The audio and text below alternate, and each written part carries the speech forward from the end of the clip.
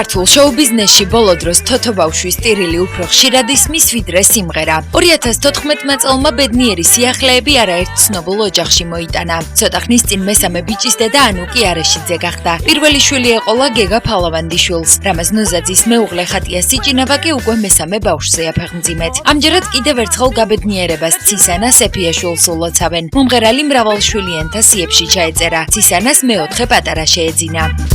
13 იანვარს სამყაროს პატარა ნინა მოევლინა. თავად ცისანა იმაზე ხუმრობს, უკვე ბებიობისთვის ვემზადებოდი და ისევ დედა გავხდიო. შეგახსენებთ, რომ მომღერლის უფროსი შვილი უკვე 18 წლისაა. შემსრულებელი ამბობს, რომ ამასაკში დედობა სულ სხვანაირი გრძნობა. კიდევ ერთი პატარა წევრი მამუკა ღლონტის ოჯახს შეემატა. ეს უკანასკნელი ბაბუა გახდა. მაესტროს დამფუძნებელს თავად 3 შვილი ჰყავს. პატარა სესილი კი მისი პირველი შვილიშვილია. მე ახლა პირველად ვნახოთ ჩემი სესილკა. ბაბუ ახლად გამომცხვარმა ბაბუამ სასიხარულო ამბავი თავისი სოციალური ქსელის მეგობრებს გაანდო და შვილიშვილის პირველი ფოტოც გამოაქვეყნა.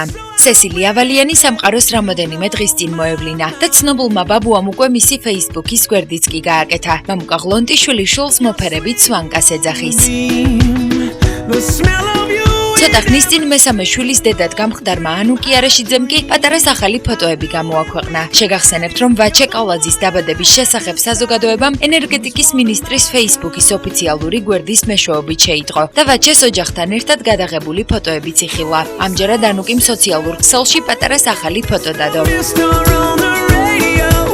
მოკლედ წლის ბოლოსთვის 2014-ის ბეიბი-ბუმისთვის უკვე დიდი მარაგი დაგვიგროვდა, თუმცა მანამდე წინ 11 თვეა, ასე რომ არაა გამორიცხული ცხენისწელმა რეკორდი მოხსნას და ქართული ცნობილი ოჯახების წევრები 1-2-რად გაამრავლოს.